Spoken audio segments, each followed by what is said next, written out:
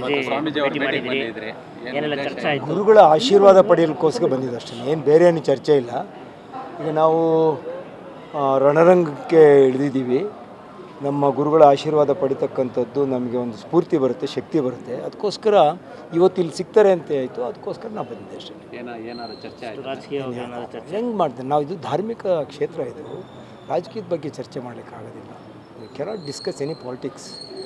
ನಮ್ಮ ಎಲ್ಲ ಸಮಾಜಕ್ಕೂ ಕೂಡ ಭಾಳ ದೊಡ್ಡ ಗುರುಗಳಿವರು. ನಾವು ಅವರ ಆಶೀರ್ವಾದ ಪಡೆದು ನಮ್ಮ ಇದನ್ನ ಚುನಾವಣೆಯನ್ನು ಮಾಡಬೇಕು ಅನ್ನೋ ದೃಷ್ಟಿಗೋಸ್ಕರ ಬಂದು ಆಶೀರ್ವಾದ ಪಡೆದಿದ್ದೀವಿ ಅಷ್ಟೇ.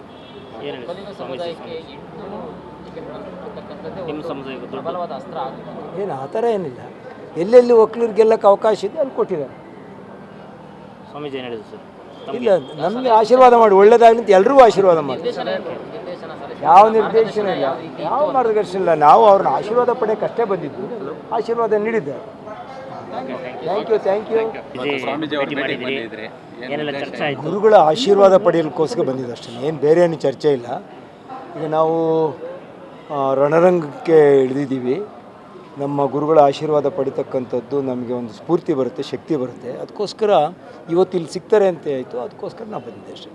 ಏನಾದ್ರು ಚರ್ಚೆ ಆಯಿತು? ರಾಜಕೀಯ ಚರ್ಚೆ ಹೆಂಗೆ ಮಾಡ್ತೇನೆ ನಾವು, ಇದು ಧಾರ್ಮಿಕ ಕ್ಷೇತ್ರ, ಇದು ರಾಜಕೀಯದ ಬಗ್ಗೆ ಚರ್ಚೆ ಮಾಡಲಿಕ್ಕಾಗೋದಿಲ್ಲ. We cannot discuss any politics. ನಮ್ಮ ಎಲ್ಲ ಸಮಾಜಕ್ಕೂ ಕೂಡ ಭಾಳ ದೊಡ್ಡ ಗುರುಗಳಿವರು. ನಾವು ಅವರ ಆಶೀರ್ವಾದ ಪಡೆದು ನಮ್ಮ ಇದನ್ನ ಚುನಾವಣೆಯನ್ನು ಮಾಡಬೇಕು ಅನ್ನೋ ದೃಷ್ಟಿಗೋಸ್ಕರ ಬಂದು ಆಶೀರ್ವಾದ ಪಡೆದಿದ್ದೀವಿ ಅಷ್ಟೇ.